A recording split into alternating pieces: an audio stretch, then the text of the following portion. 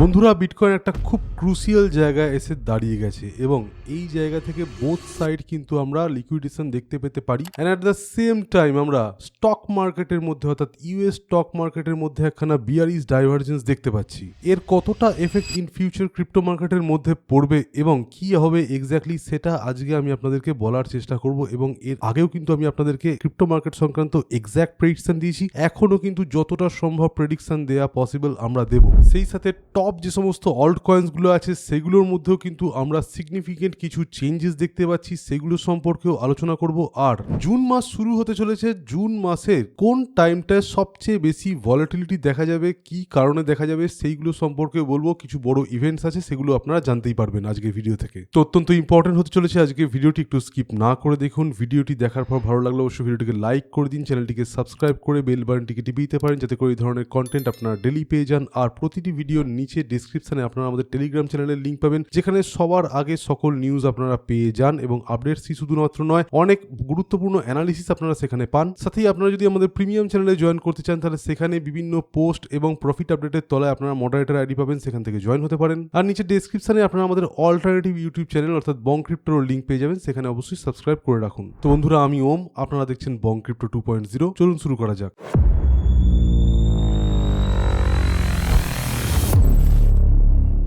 চলে আসছি ফার্স্টে আমরা বিটকয়েনের 4 আওয়ারের চার্টে। বিটকয়েনের 4 আওয়ারের চার্ট অনুযায়ী আমাদের মতে এখনো অবধি কিন্তু একটা চান্স রয়েছে, যেহেতু 72,000 এর কাছাকাছি একটা সাপোর্ট আছে, তাই ওই সাপোর্টটাকে মেনটেন করে প্রাইস সামান্য বাড়তে পারে। এবার ভিডিওর একদম স্টার্টিংয়ে আমি আপনাদেরকে বললাম যে বোথ সাইড লিকুইডেশন হওয়ার একখানা চান্স আছে। কেন আছে আপনাদেরকে প্রথমেই দেখিয়ে রাখি। স্ক্রিনে আপনারা দেখতে পাচ্ছেন বিটকয়েনের লিকুইডিটি হিটম্যাপ, যেটা 24 আওয়ার্সে সেট করা আছে এবং এখানে একদম ক্লিয়ারলি দেখতে পাচ্ছেন আপনারা যে কারেন্ট মার্কেট প্রাইস যে জায়গায় চলছে অ্যারাউন্ড 74,000 এর কাছাকাছি। তার উপরে 75,000 এর নিচে একটা ইম্পর্টেন্ট লিকুইডিটি জোন আছে, আর 73,000 এর কাছাকাছি একখানা ইম্পর্টেন্ট লিকুইডিটি জোন আছে। এটাই কিন্তু মেন রিজন এই টাইমটা বিটকয়েন এমন একটা জায়গায় দাঁড়িয়ে আছে যেখানে না আমরা ভালো করে শর্টের কোনো পজিশন নিতে পারছি, না আমরা ভালো করে কোনো লং এর পজিশন নিতে পারছি। যারা আমাদের প্রিমিয়াম মেম্বার্স তারা রিসেন্টলি একখানা ট্রেড পেয়েছিলেন, মনে করে দেখুন, অনেকে প্রফিট এসে দেখিয়ে গেছে। ALLO এই কয়েনটা কোথা থেকে দেওয়া হয়েছিল, কয়েনটাকে একবার খেয়াল করে দেখুন। এই জায়গা থেকে একদম প্রপার ওয়েতে কয়েনটা ডাউন হয়ে যায় এবং 20% এর কাছাকাছি কয়েনটা ডাউন হয়ে যায়। যারা 5x লিভারেজ নিয়ে খেলেছে তারা মিনিমাম 50-60% এর কাছাকাছি প্রফিট করেছে।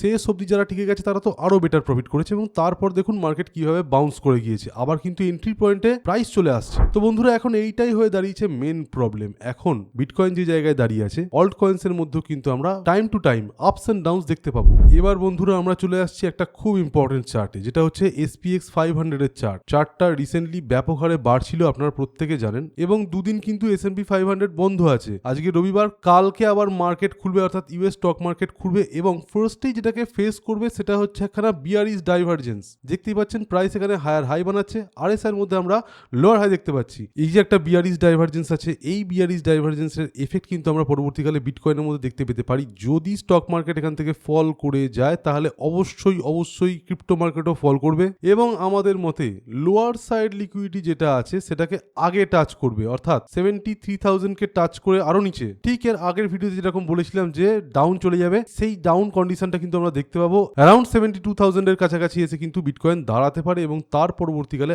আবারও যদি এই সাপোর্টটা টিকে যায় তাহলে স্লাইট পাম্প দেখতে পেতে পারি এবং পাম্পটাও কিন্তু আমরা অ্যারাউন্ড 75,000ই দেখতে পাবো। সেখানে কিন্তু একটা higher side liquidity zone and একটা রেজিস্ট্যান্সও রয়েছে, যেখান থেকে আবার ডাউনফল হতে পারে। তো বিটকয়েনের কন্ডিশন এখন 80%ই রয়েছে ডাউনফল হওয়ার।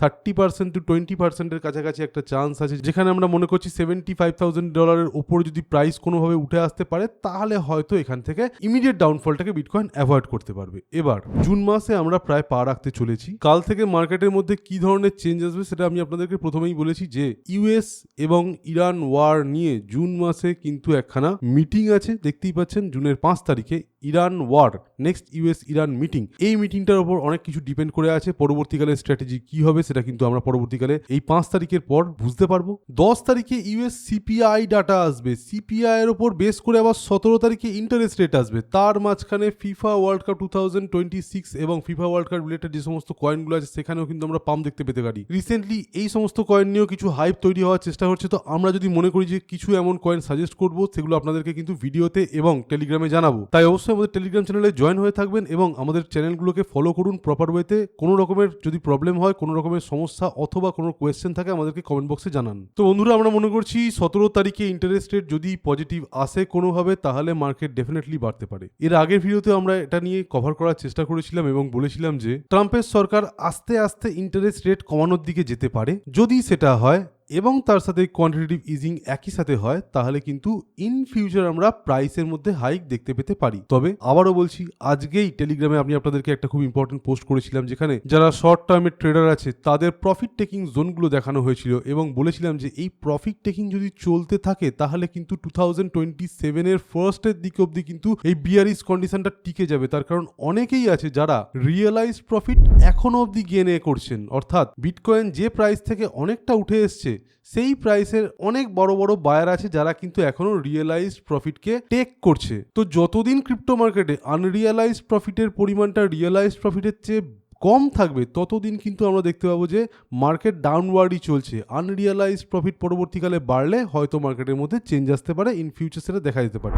এবার একটুখানি আপনারা ক্রিপ্টো হিটম্যাপের দিকে চলে আসুন, যেখানে RSI হিটম্যাপটা অন্যতম এবং রিসেন্টলি আমরা এটার দিকে খুব নজর দেওয়ার চেষ্টা করছি, কারণ বেশ কিছু অল্ট কয়েনকে কিন্তু আমরা এখান থেকে সিগনিফিকেন্টলি ট্র্যাক করতে পারছি। রিসেন্টলি বিএনবির মতো কয়েনও কিন্তু ওভারবট রিজিয়নে চলে যাচ্ছে। চার্ট খুললে আপনারা দেখতে পাবেন যে বিএনবির মধ্যে আমরা বাউন্স দেখতে পেয়েছি। 2 দিন 3 দিন এই বাউন্সটা ডেফিনেটলি আসারই ছিল, টিকে গেছে অলরেডি। এরপর স্টক মার্কেটের ক্লোজিং এবং স্টার্টিং এর উপর বেস করে অনেক কিছু দাঁড়িয়ে আছে। স্টক মার্কেট যদি পরবর্তীকালে পড়ে যায়, অর্থাৎ ইউএস ইরান ওয়ার কনফ্লিক্ট নিয়ে কোনো বড় খবর আসার আগেই যদি স্টক মার্কেট পড়তে আরম্ভ করে, তাহলে আপনারা বুঝবেন যে হয়তো পজিটিভ একটা নিউজ আসবে এবং নিউজ আসার পরবর্তীকালে মার্কেট বাড়বে। এবং সেই সাথে 17 তারিখে যে ইন্টারেস্ট রেট আসছে সেটাও যদি পজিটিভ আসার হয়, তাহলে বুঝবেন আগে কিন্তু মার্কেট কমবে বা ডাউনফল হবে, তার পরবর্তীকালে কিন্তু মার্কেট বাড়বে। So be very careful. এখন কোনো রকমের ট্রেড আপনারা নিতে যাবেন না। যদি নিতে হয় তাহলে প্রপার গাইডেন্সের সাথে নিন, প্রিমিয়াম চ্যানেলে জয়েন হয়ে যান। রেসপন্সিবিলিটির সাথে ট্রেড দেওয়া হয়, প্রপার ওয়েতে কিন্তু আপনারা সেগুলোকে ফলো করবেন। অল্প লিভারেজ নিয়ে অল্প টাকা দিয়ে এখন ট্রেড করবেন। নেক্সট চলে আসছে আমরা বিটকয়েনের ডমিনেন্সের দিকে।